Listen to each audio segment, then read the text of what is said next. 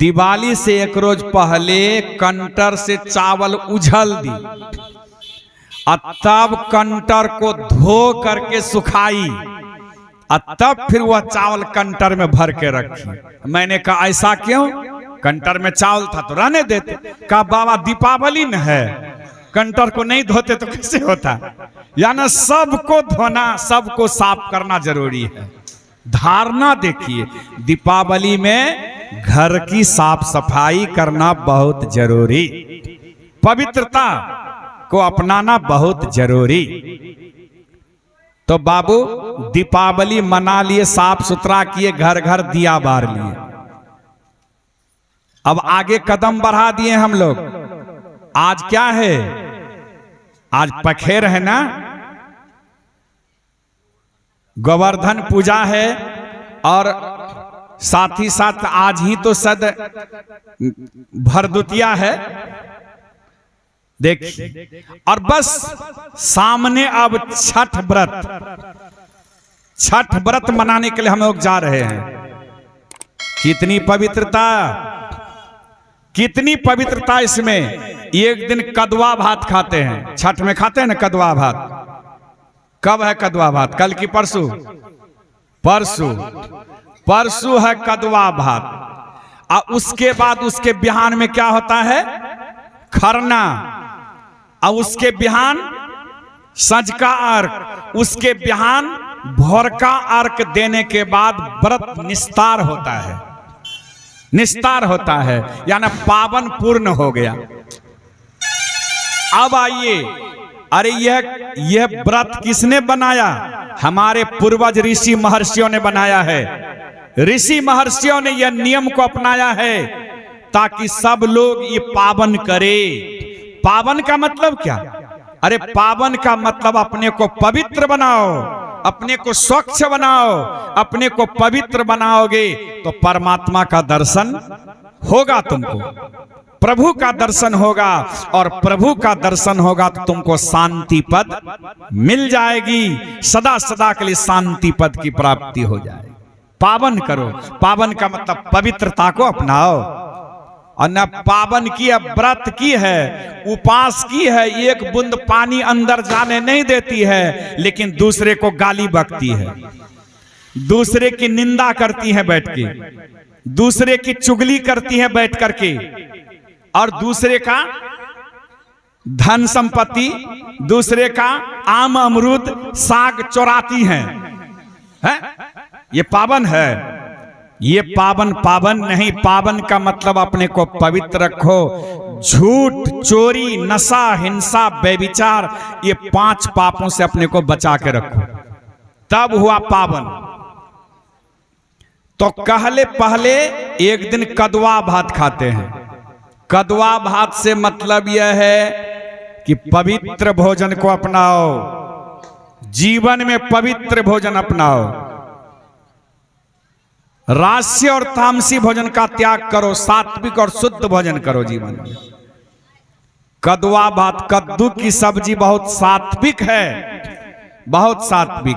हमारे रामदेव बाबा के ग्रंथ में आया है, कद्दू की जूस अगर निकाल के पियो, कद्दू की जूस निकाल के पियो, अगर कुछ दिन तक कद्दू की जूस निकाल के पीते रहोगे तो तुम्हारा लीवर कभी डैमेज नहीं होगा।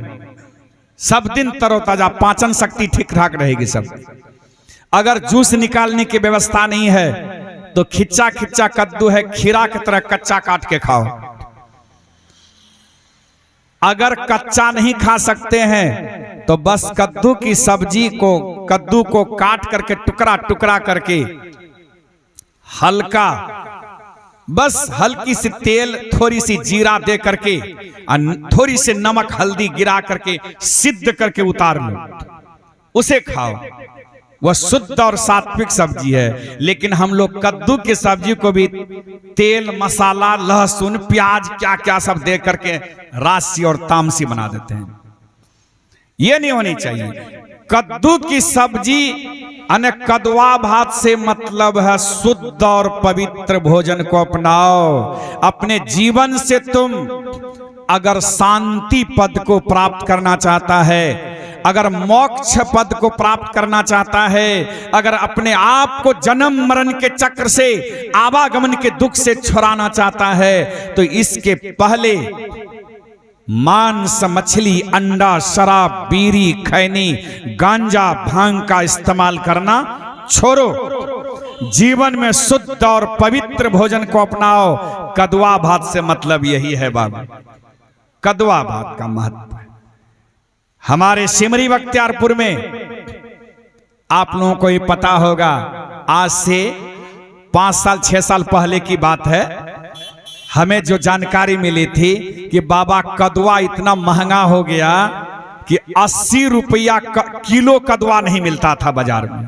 80 रुपया किलो के हिसाब से देख कितना कदवा भात का महत्व है ना। थोड़ा सा कदवा उस दिन खाना ही पड़ेगा। तो कदवा भात से मतलब है जीवन में शुद्ध और पवित्र भोजन को अपनाओ। और उसके बयान में क्या है, खरना। दिन भर सहती हैं व्रत करने वाली मां बहन, सहती हैं, और शाम में खीर, सोहारी, क्या क्या सब बनाती हैं। खरना के दिन केला, सेब, क्या क्या सब चढ़ा चढ़ाती है। तो देखिए उस दिन, खरना के दिन पूजा पाठ कर लेगी, और छोटे छोटे लड़के बच्चे को ठोक ठाक कर सुता देती हैं। आप बड़े बड़े लोगों को घर से, आंगन से बाहर निकाल देती हैं। और अकेले में वह मां बहन जो व्रत करने वाली हैं, अकेले में एकांत में बैठ के खाती है कि नहीं? एकांत में बैठ के। अगर उसके खाने के समय कोई आवाज दे दिए, कोई हल्ला कर दिए, टोक दिए, तो खाना बंद, क्योंकि खाएगी तो व्रत टूट जाएगा। इससे क्या मतलब है? अरे सबसे पहले शुद्ध और पवित्र भोजन को अपनाओ। और खरना का मतलब है कि शांत वातावरण में, जहां किसी प्रकार का कोई शोरगुल नहीं हो, शांत वातावरण हो, पवित्र स्थल हो, वहां बैठ करके जप ध्यान कीजिए। बैठ बैठ करके जप ध्यान कीजिए। खरना का मतलब यही है। और उसके बिहान में सज का अर्घ देते हैं। सज का अर्घ देने के बाद व्रत पूरा नहीं होता है। व्रत पूरा नहीं होता है, क्योंकि सूरज अस्ताचल की ओर चला गया। हम लोगों का जीवन अंधकार से घिर गया। हम लोग दुखी हैं। सुखी कब होंगे? जब सुबह जाकर स्नान करके, सुबह जाकर स्नान करके, वह गीला वस्त्र पहन के,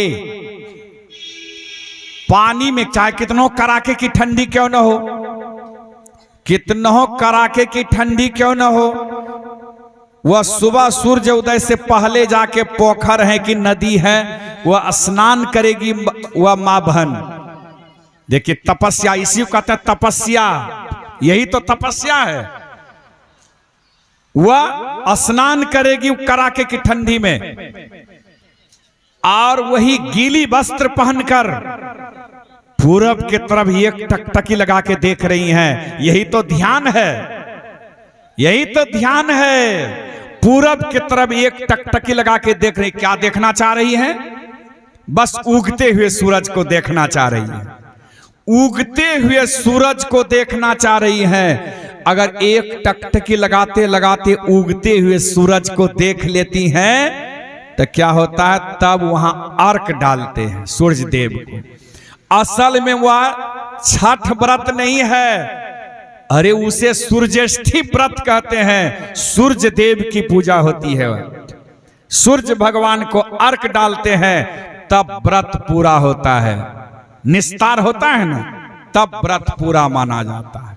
और एक बात जानते हैं, जिस आटा का आप ठकुआ पिरोकिया बनवाते हैं, सब दिन तो जिस गेहूं का आटा पिसवाते हैं, रोटी बेल के खाते हैं, बहुत आदमी तो गेहूं को धोते भी हैं, आप बहुत धोते भी नहीं हैं।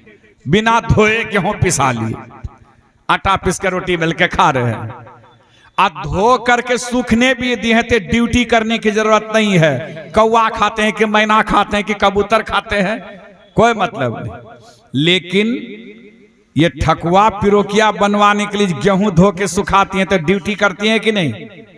कोई कौवा मैना कोई चिड़िया चुरगुन उसमें लोल नहीं दे, जुठा देगा तो फिर छठी मैया को नहीं चढ़ेंगे। वह कितनी पवित्रता बाबू, यही पवित्रता को अपनाइए और हम लोग भी बैठ बैठ करके ध्यान कीजिए। कैसे? आंख बंद करके अपने अंदर में उगते हुए सूरज को देखिए। आंख बंद किए, सामने अंधकार है। अंधकार को क्या कहा गया है? पूरब। प्रकाश को पश्चिम, प्रकाश को पश्चिम कहा गया, अंधकार को पूरब कहा गया है। तो देखिए, आंख बंद करके पूरब के तरफ एक टकटकी लगा के देखिए, यानी अंधकार के ठीक सामने एक टकटकी लगा के देखते रहिए। क्या देखना चाह रहे हैं साधक? बस उगते हुए सूरज को। जिस साधक के अंदर में, जिस सत्संगी गुरु भक्तों के अंदर में वह उगते हुए टिमटिमाते हुए सूरज उदय हो जाएगा, वह दिव्य ज्योति प्रज्वलित हो जाएगा, उसके जन्म जन्मांतर का सारा पाप जल करके राख हो जाएगा। रामायण में आया है ना, जब ते राम प्रताप खगेशा, उदित भयो अति प्रबल दिनेशा, पूरी प्रकाश रहे तिहु लोका, बहुतन सुख बहुतन मन शोका, जिनहि शोक ते कहूँ बखानी, प्रथम अविद्या निशा नशानी, अघ उलूक जहाँ तहाँ लुकाने, काम क्रोध कैरब सकुचाने। बाबू, जिस व्यक्ति के अंदर में यह राम प्रताप रूपी सूरज का उदय हो जाएगा, एक बार जो अपने जीवन में उगते हुए सूरज को देख लेगा, चाहे पुरुष हो कि स्त्री हो, जिन्होंने एक बार ध्यान करते हुए अपने अंदर में उगते हुए राम प्रताप रूपी सूरज को, उस दिव्य प्रकाश को देख लेगा, उसका जीवन धारण करना सार्थक और सफल हो जाएगा। उसका मनुष्य शरीर पाना सार्थक और सफल हो जाएगा, धन्य धन्य हो जाएगा। तो बाबू, यह छठी के शुभ अवसर पर यह जो सत्संग, ध्यान और भंडारा का भी आयोजन रखा गया है,